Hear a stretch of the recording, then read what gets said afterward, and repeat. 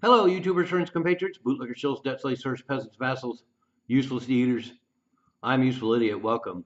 And I'm going to do something else that I never did before, and doing videos for nearly 20 years now. I'm going to just totally wing it, and it's going to be my personal opinion and just some observations. And that's about fucking Purina human chow and the kind of food that's available to people now is just so awful, and there really isn't very many alternatives. And I'll start right off the bat saying I was a professional chef for nearly 30 years, worked in most of the most iconic restaurants here in Seattle. Most of them are gone now. But one of the things I found out was that I had the luxury all those years of having the best, freshest uh, food available to eat every day for lunch and dinner, and I never had to pay for it. So I was having wonderful risotto and swordfish steaks and rockfish and salmon and steaks. I was just able to eat really well. And boy, what a shock to retire and then be on my own to fend for myself, making food. So one problem, of course, that we have now due to inflation and everything else, the one alternative was I could pay less for food and make much better food by using fresh ingredients, fresh vegetables and the like. But now, with the price of vegetables and just basic staples, um, it's nearly impossible to make fresh, good food from scratch and compete against a lot of instant food that's out there. So that's really disappointing. I made a big fresh pan of lasagna several months ago, and granted, I used a lot of really nice ingredients like portobello mushrooms, and fresh homemade basil pesto. But by the time I was done, one pan of lasagna cost me nearly $75, which is just ridiculous. And so, as a bachelor, I don't want to spend a lot of time cooking, and so I cook, good stuff, maybe 2 or 3 times a week, and then the rest of the time I fill in with, ready-made meals and things like that that I buy at the grocery store. But I'm equally disgusted with that. For one thing, with inflation now, a little tiny tray of rice with some shit on it now costs about $7 or $8. Uh, 3 or 4 years ago, that meal would cost about $3 or $4. And on top of that, you crack the little fucker open, and there's a bunch of rice, and there's like 1 teaspoon dollop of like some protein and some sauce. So it's just another example of shrinkflation. But then the other thing is that, and that's why I call it Purina human chow, because you eat this stuff and it just doesn't taste right. And I know growing up, my mom would cheat sometimes and feed us TV dinners, and it was actual food. It tasted pretty good, and it was almost a treat for us little kids to get TV dinners because it was really good stuff and really tangy and flavorful. But most importantly, you could tell it was still food. And now I get these meals, and they're so processed, and there's so many preservatives in them that it just doesn't taste like food. Like food, it tastes like dog food. It tastes like Purina fucking food chow. And on top of that, you go into your average grocery store now, and you look at all the shelves, and there's all this stuff, and you think you have all these choices.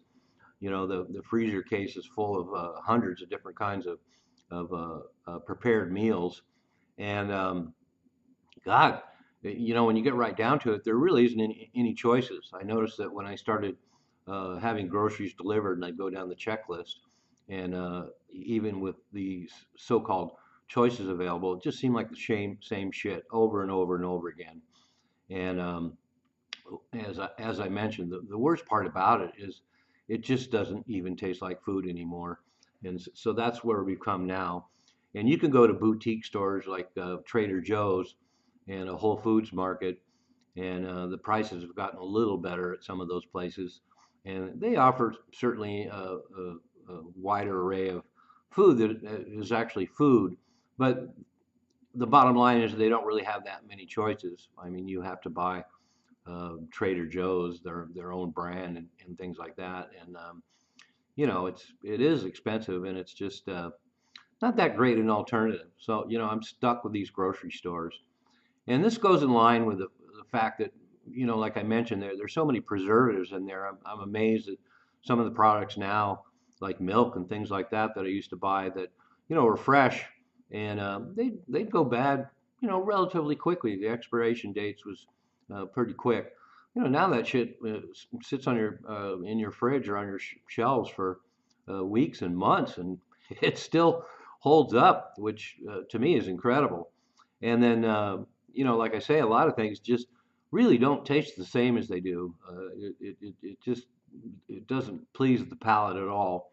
And of course, this goes in line with the whole uh, big picture that we have now. For example, a lot of people aren't aware. They give it a fancy name like they always do, but we're getting crushed crickets, and sawdust and things like that are being put into food to bulk them up to make you think you're getting more. And on top of that, as I know, everybody's aware of now, shrinkflation. There used to be a trend for years where everything you got from potato chips to sodas to meals and everything else, they kept getting bigger and bigger and bigger. Candy bars, another example of that. Everything got bigger and bigger and bigger. It's like, oh my God, look at the size of these things. And now everything is going the other direction. Everything is super small. Candy bars are like, now they split candy bars in two. So, oh, for the convenience of sharing it with somebody, you're not going to fucking share it with anybody. You're going to wolf that whole thing down. They split it in two pieces because now there's this little section of air in there. So you think you're getting a candy bar that's this big, and then there's this little pocket of air in there. And then of course ice creams, it's theoretically supposed to be a pint, but then they got that little dead space, that little shelf in the bottom that makes them considerably less than an ounce. I think they're like 14 ounces or something like that now. So everybody knows about shrinkflation, and that's ridiculous. And they blame it all on these so-called supply chain issues and things like that. And that's just a cover. These food companies are making record profits again, and a lot of these ingredients can't be that hard to get. So blaming it on the supply chain issues is bullshit. Good example of that is Coke. I mean, let's face it, it's bubbly water with some caramel coloring and sugar. How the fuck hard can it be to get those ingredients? But that said, you get a rack of Coke now, and it's about 13 bucks. And of course, in Washington State, it's worse because they put a sugar tax on everything.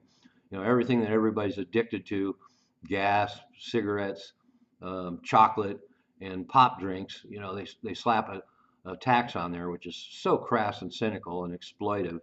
And but anyway, to go back to the big picture, we got crickets, we got sawdust, we got all these other ingredients put in the food. No wonder it tastes like Purina human chow. And then we have no wonder we have the WEF agenda. They want to skip the food and just give you the crickets. So now they're talking about massive insect farms, and we're going to be eating insects. So it's a natural evolution of this process, and it's just all disgusting.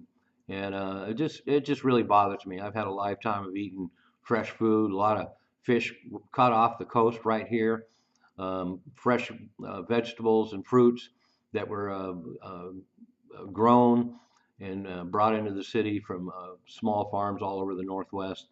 And now we have that's certainly an alternative, but of course the prices have gone up on that. So now all we were left with is shelves and shelves and shelves of processed food injected with all kinds of byproducts and all kinds of colorings. It doesn't even taste like food. You can tell it's not wrong. No wonder I'm losing my appetite. But I kind of have no choice. I have to fill in between meals because it's so expensive to make anything fresh. And like I say, I'm cooking for one person, and you spread out across the country at record levels of people living by themselves, and I know a lot of Americans must be eating this kind of food. So welcome to the new world. Here we are. We're eating Purina human chow, and sometimes when I open a can of cat food, or a can of dog food, it actually looks better than what I buy at the grocery store for a human. I'm a useful idiot. Don't you be one too.